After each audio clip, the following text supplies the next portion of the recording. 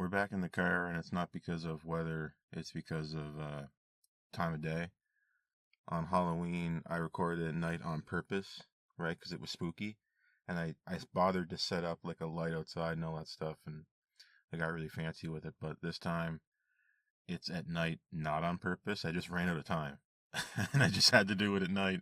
And, well, the car is easy. The car has a light, so let's do it that way. So, no, this is not supposed to be spooky unless you find it spooky that the Kelvin timeline is basically over. What? I thought that was over 10 years ago. Yeah, but you know how it is with rumors. There's an industry not around creating the movie, there's an industry around creating rumors. You know how this works. I need content for my channel. I'm going to invent a rumor about another Kelvin timeline film. If you don't know, the Kelvin timeline started in 2009 and ended in, I think, 2016. Star Trek Beyond. I remember watching that movie. I remember that really terrible first trailer for Star Trek Beyond. And then, who was it? Was it Simon Pegg? Is he the person who plays Scotty? He came out and said, "Don't trust that trailer." That's not what the movie's like. And he was kind of right. Uh, the people who are creating the movie often aren't in charge of creating the trailer, and the trailer can give you a false idea. The trailer made Beyond look terrible, and Beyond wasn't terrible. It was, most people said this, and I kind of agree with it. It's about as good as like an average TOS episode. That's about it. It feels just like a TOS adventure, and it looks expensive, and there's some fun moments, but this video is not a review for Star Trek Beyond, nor is it a review for the Kelvin timeline as a whole. And we were calling this JJ Trek or JJ Verse or something like that for a long time because JJ Abrams introduced it. He was the director of Star Trek 2009. It was just called Star Trek at that time. And, like JJ Abrams is wont to do, he'll start trilogies and then disappear and then maybe come back, and the end product is terrible, usually. That's his modus operandi, I guess. He can start things, but he can't finish them. But is that actually an indictment of how it started? Right? Is the seeds of a trilogy's failure buried in the heart of the original movie? Right? If you can't end it, maybe you couldn't start it. Maybe the start was a fluke. And the box office returns for the Kelvin films, as I am led to believe, it was really good for the first movie, and then depreciating returns. The second movie didn't do as good as the first one, and the third one didn't do as good as the second one. And what that means is it was a fad, and people just wanted to see what this is about. They struck while the iron's hot. Old Trek ended in 2005. What's this new thing? Hey, I remember Star Trek. I remember Beam Me Up. I remember Spock. I remember the Enterprise. What's this movie? And then they go watch it, and that was fine. And that's how Star Trek 2009 did as good as it did. That was basically it. And I don't hate 2009, really, or Beyond. Into Darkness is a little strange, but I know people that like it, but I don't really love it. But again, Paramount, Skydance, whatever. I don't know what's going on with these corporate mergers and takeovers, and frankly, I don't want to know. But the current owners of Kelvin Timeline, and we call it Kelvin because, like I said, it used to be JJ Trek or Abrams Verse or something like that, and then it became Kelvin Timeline when they decided no, the USS Kelvin at the beginning of 2009.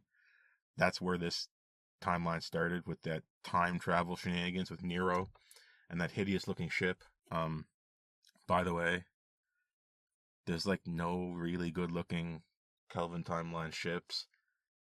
Just because they don't look right. I actually like the design of the USS Kelvin. I like a single nacelle ship because I'm crazy, but that's neither here nor there.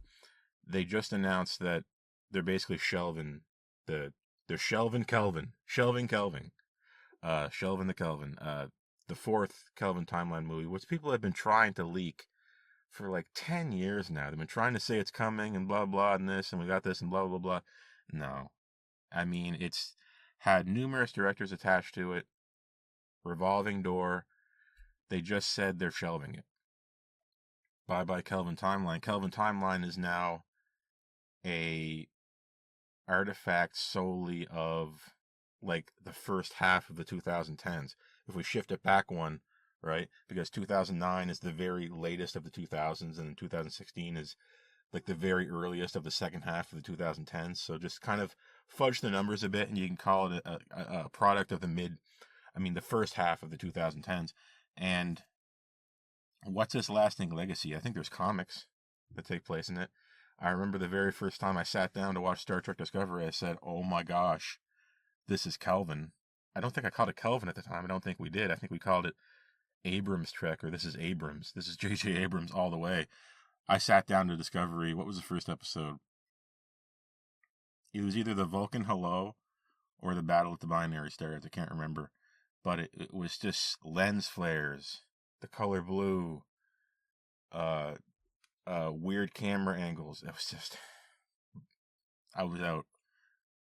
I went ahead and watched it. I watched the entire thing because I didn't want to end up like those people that didn't watch Enterprise. And I did. I watched Discovery, and it went the way it did. But Kelvin is over, and I think now is a good time to talk about just how I was interacting with Kelvin at that time, Kelvin timeline, because I never ever talk about the Kelvin stuff on this channel. This channel seems to be exclusively old Trek and new Trek specifically Kurtzman Trek, right? And not necessarily those three, Kelvin timeline, J.J. Abrams, and then who was the last one? Justin Lin or something like that. He ended up not doing a bad job directing it, but those three movies, Star Trek 2009, Into Darkness, and Beyond, when I first saw 2009, I was pretty gung-ho about it. I had good feelings going into it, and coming out, I felt like it just so strongly lacked the internal logic of the Star Trek universe, in that Kirk can become captain in like one movie. He went from nothing to captain in the same movie. I don't know about that. And the screaming and the fighting, and just, it was a gung-ho film, we'll say that. And then, and what actually annoys me with some of the things in New Trek, that's Kurtzman Trek, and didn't annoy me with the Kelvin timeline, was the simple fact that right from the word go, the Kelvin timeline was not pretending to be canon to what we had seen before. It wasn't even trying. Flat out, you knew going into it that Nero had gone back in time, changed the past, and we're in a different timeline now. That's just how it is. And then they drive it home again when we see Prime Timeline Spock show up. We just know for a fact this is not our timeline, and it's not our sandbox to play in. We can observe it, but we don't have to be in it. And that's how I was able to kind of cope with it. And I was able more easily to turn my brain off. Now, with Kurtzman Trek, especially in the early days, they swore this was Prime timeline. No, this is Prime, this is Prime, this is Prime. And you see them slowly walking back on this, and I've learned to kind of not lose my mind with New Trek as hard once I just kind of gave up and just said, you know what, it's not going to line up with TOS, say, in this instance. Like, it's just not going to fit together, right? And there's this argument to be made about visual canon and story canon. Like, maybe for a while we thought that TOS actually looked like Discovery, but the events were the same. Another cope, but as it stands right now, Kelvin was its own little bubble that's popped now, basically. Into Darkness, I saw that on television in addition to Beyond. I didn't see these in theaters. I probably would have had someone offered to go. I probably would have said okay. But Into Darkness was just a dour kind of... It reminded me of Star Trek Nemesis.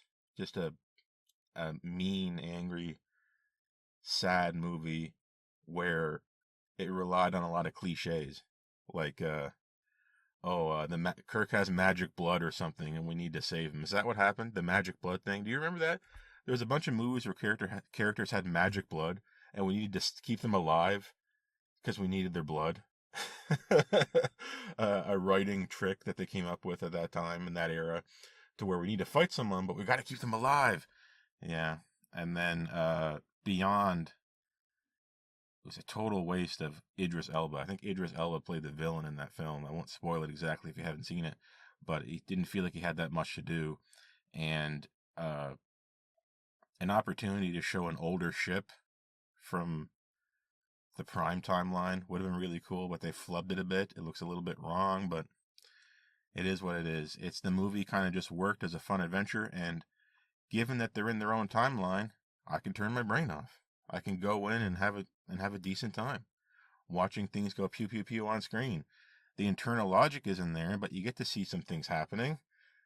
The movie turns on, things move around on the screen, you know. Uh, the depths of Kurtzman Trek, though, have bothered me a lot more than anything that was bad in JJ Trek, to be honest with you. But that's my own personal feeling. Um, and yeah, that's basically my little uh, eulogy for Kelvin. It's they've basically said it's gone, and when they say it's gone, and they're not leaving, they're saying they shelved it for now. And when they say that, usually they mean it, right? Usually when something is gone but only kind of gone, they just say nothing and let time go by. But then when it's really, really gone, they say, no, it's dead. And they pretty much just did. Anyway, I'm Lieutenant Merrick, and I'm going to see you on the next away mission, whenever that is. So long.